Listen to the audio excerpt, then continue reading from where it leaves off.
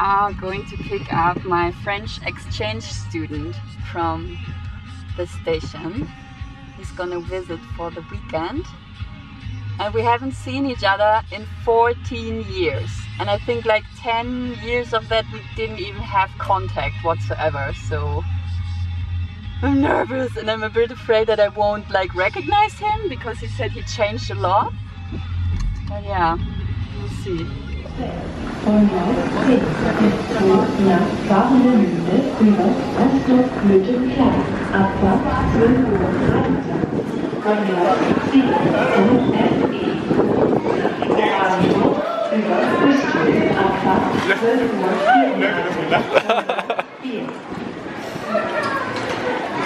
Hi.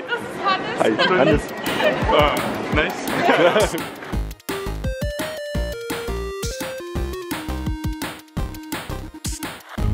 Feiern gehst und dann musst du um 7 aufstehen. Ja. Die billige Werkbank. Das weiß nicht, was das hat.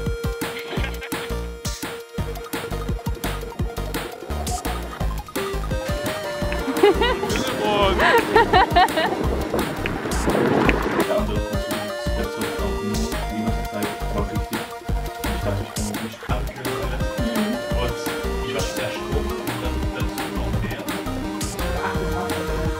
Okay, jetzt Stopp ist einfach da.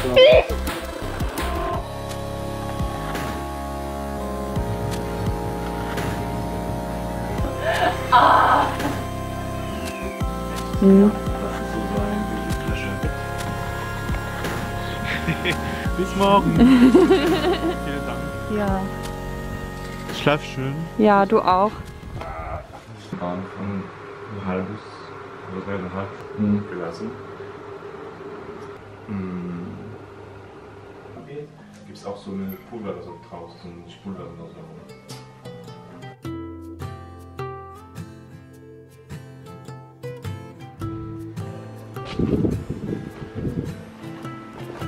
Ich weiß nicht mal vom Gebäude. Echt? Krass. Ich mach nur nach. Oh, sorry. Hallo! Ich muss Lange nicht mal gesehen. Ja, das ist ja. Grüß dich! Schön, dass du uns nochmal besuchst. Ja, ich hab sofort dran gedacht, dass ich wusste, dass ich nach Berlin kann. Ja. Ich dachte, ich muss hin. Ja, Ja, das ist auch gut. 14 Jahre, das ist. 14 Jahre. Ja, das, Also ich bin jetzt 29, das ist jetzt die Hälfte von meinem Leben. ja, Also ja, an der Hälfte war ich da. ja, das ist schon krass. Deutsch studiert an der Uni und habe auch Erasmus-Jahr gemacht. Ich erinnere mich daran so. Du hast mir ja schon besser Deutsch gesprochen. Guck, der lässt sich streicheln.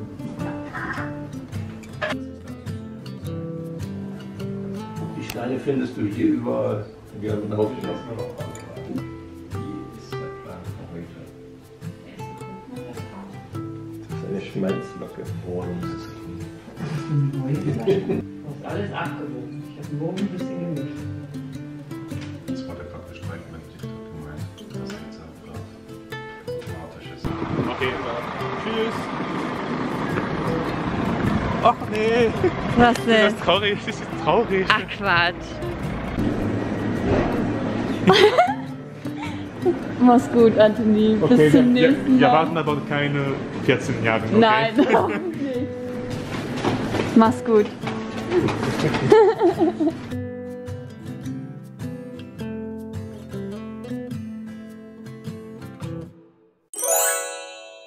In December, I read The Seven Husbands of Evelyn Hugo by Taylor Jenkins Reid, and I really liked it. Naturally, I wanted to know what else this author had to offer, and after I saw that Daisy Jones and the Six had been made into a show, I picked it up. Well, I listened to the translation. This book is about the singer and songwriter Daisy Jones and the rock band The Six, who worked together and celebrated great success in the 1960s and 1970s. It is basically a book inside a book, since the narrator is an author herself who interviews the members, family and friends of the band decades after their peak and breakup to write a memoir of some sorts. The German audiobook was read by multiple people, so each character had their own individual voice. Eddie Loving, Gitarrist, The Six. Oh, ich habe mich mit allen gut verstanden. Aber ich habe auch gleich gemerkt, dass Billy und Graham mich eigentlich nur als Lückenbüßer wollten. Ja, spiel dies, mach das. Ein paar Monate später hörten wir es von Chucks früheren Nachbarn. Chuck war in Kambodscha gefallen. Er war nicht mal 6 Monate dort gewesen, glaube ich. This made it easy to follow and, well, it probably was the only reason why I actually got through it, because the story was not really compelling, to put it nicely. It follows the typical rock band in the 60s formula. Sex, drugs and rock and roll until it's betrayal, addiction and money, money, money. Nothing new. However, I liked how there were a lot of original lyrics, and I have to give Reid credit for how convincingly she managed to describe how the music actually sounded.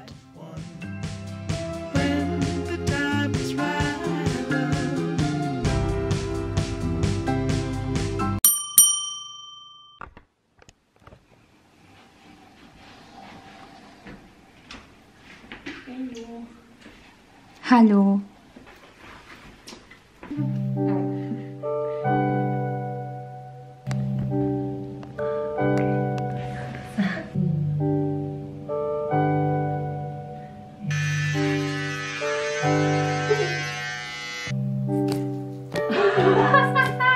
Einfach betrunken. Achso, das ist ein Shooter. Ja, und ich bin. Guck mich mal an. Kamera vergessen. Jetzt muss ich mit dem Handy filmen. Wo ist denn?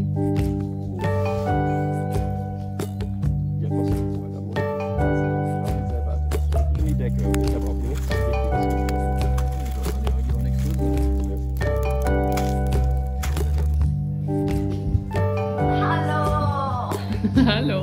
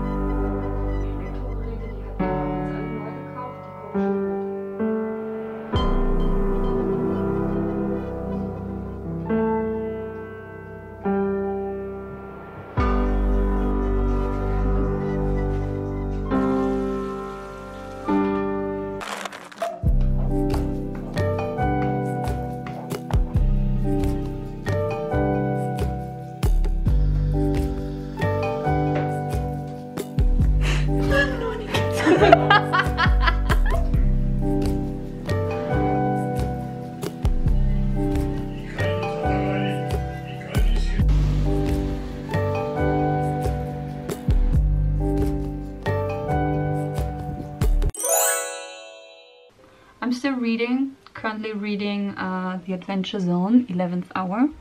It's the 5th graphic novel in the Adventure Zone graphic novel series. The Adventure Zone is actually a Dungeons & Dragons roleplay podcast made by the McElroy brothers and their dad. The first campaign they ever did was called Balance and got so successful that they adapted it into graphic novels. I'm a huge fan of the podcast, and I also really like the concise version of the stories in these books, as well as the art by Carrie Peach.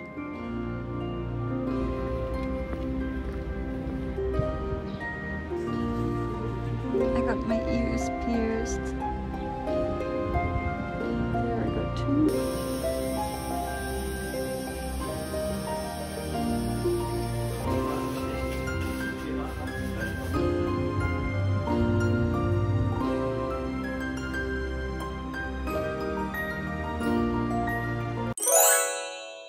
I decided that I will DNF this, even though I only have like 100 pages left, but this is so bad. It's so bad. Nothing happened despite a few like short chapters where like a mysterious monster or several mysterious monsters appeared. He has magical powers. He has never ever used them. they only mentioned his magical powers once, and then he said, yeah, but the consequences, And I was like, dude, what a pity.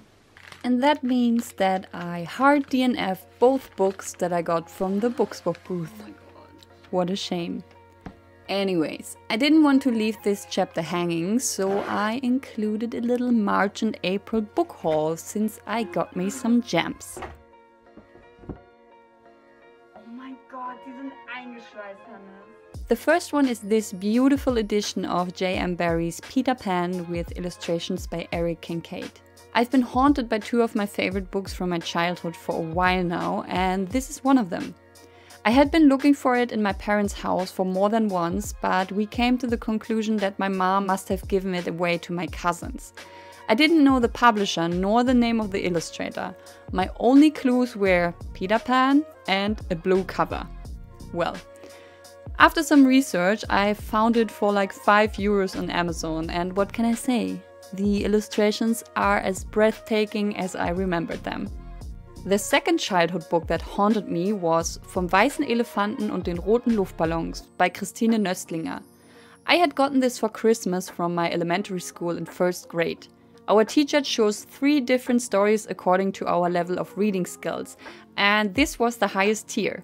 Lots of text and only a few pictures. I had felt really cool back then. I only remembered a few bits and was quite shocked as I stumbled upon topics like racism and depression in the story, while rereading it after over 20 years. Still good though. As a treat and to support a fellow not safe for work artist, I pre-ordered Ed's new art book with all the spicy pieces from last year's Kingtober. I cannot open it and show you, for obvious reasons. Continuing with the art books, I also got myself both Slam Dunk illustration books, and they slap. I only recently watched the anime, which turns 30 years old this year, by the way, and I totally fell in love with the art style. Not only that it is beautiful and quite different from like typical manga and anime, it's also very similar to my own art style and thus a great reference for me. The Slam Dunk Illustration 2 Plus even has the color and the structure of a basketball. How freaking cool is that?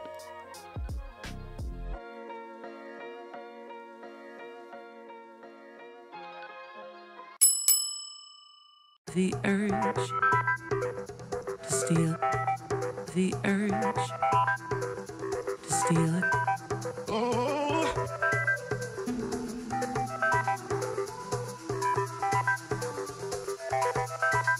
The urge to steal, the urge to steal it.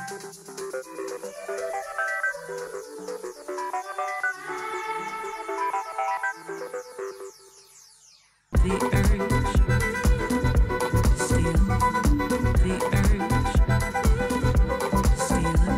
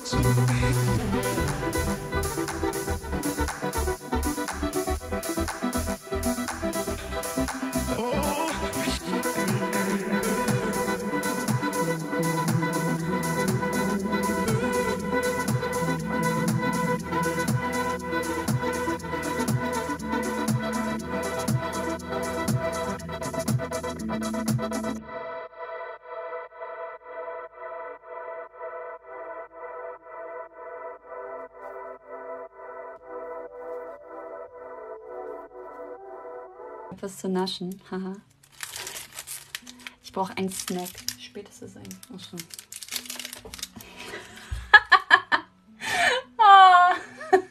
Herrlich. Ja, so gehe ich mit meinen Zeichnungen um.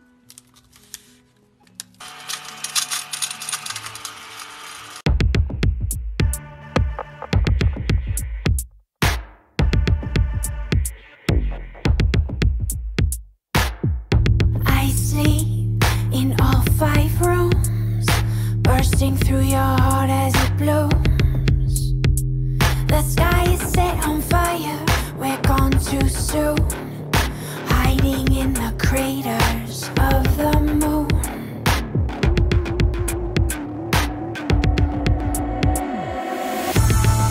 Come now, what's done is done. Blazing yellow eyes, you're my rising sun. And somehow you have me come undone. Dripping honey sky, you are my rising sun. You are my rising sun. I keep all 5 moons really close. I drink your blood, my daily dose. City built by the devil's son. Into the tomb, we're never done. Everybody come in pairs, but in the end we leave alone. Some might shout, hey, it's not fair, but you'll understand when you're fully grown.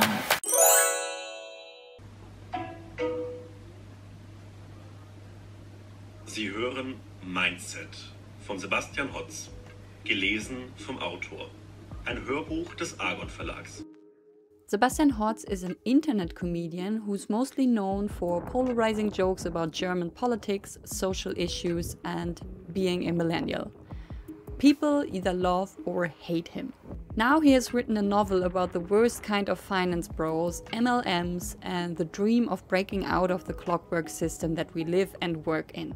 I binge listened to this book. I finished it like in 2 days. Hotz managed to make me laugh, cringe, and dry wrench multiple times, and I loved it. I was convinced that a person who can combine humor and social criticism in the limited space of a tweet is more than capable of writing a novel with the same wit. And he delivered. Is it perfectly rounded? No, but it is great entertainment and painfully relatable.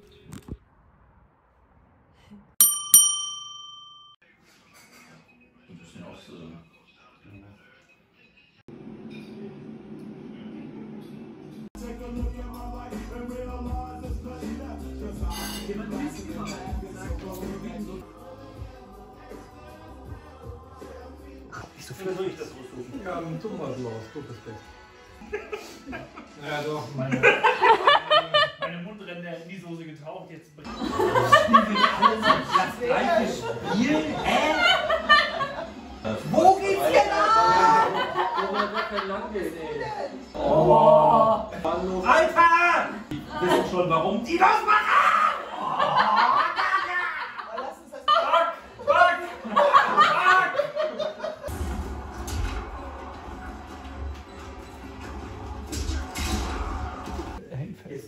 So, was müssen wir jetzt? Findet die Tiefkühlpizza. Ich halte mich fest. Ja, das ist gut. So, komm. Okay. Meine Schüler. Ich kann nicht. Das tut so weh. Ich nehme so eine Kiste hier mit. Das ist ja perfekt für Beef Junior oder sowas. Das haben sie bei Haus in Haus gespielt. Echt? Ja. When a reaper comes to collect Wallace's prize from his own funeral, Wallace suspects he might be really dead. However, Wallace isn't ready to abandon the life he barely lived. With Hugo's help, the ferryman whose job it is to guide the dead to what comes next, Wallace starts to learn about all the things he missed in life. The last book I finished in April was Under the Whispering Door by T.J. Klune. After The House in the Cerulean Sea had me absolutely spellbound, I wanted to read something else from him, and it did not disappoint. It is a book about defiance, regret, guilt, and fear, but also painfully cute, mundane, and heartwarming. I really like Klune's characters and his calm writing style. Silly me read some reviews beforehand that said it was boring. I shouldn't do that for my own good, I'm too easily influenced. But yeah, I totally understand why some people might think so. However, in my opinion, it's a good balance between plot and character development. Also, I really like that Klune didn't try to give an answer to what comes after death, but kept it vague, and pretty far from various religious beliefs as far as I can judge it. Make this one count untied. You're so good at dragging yourself down.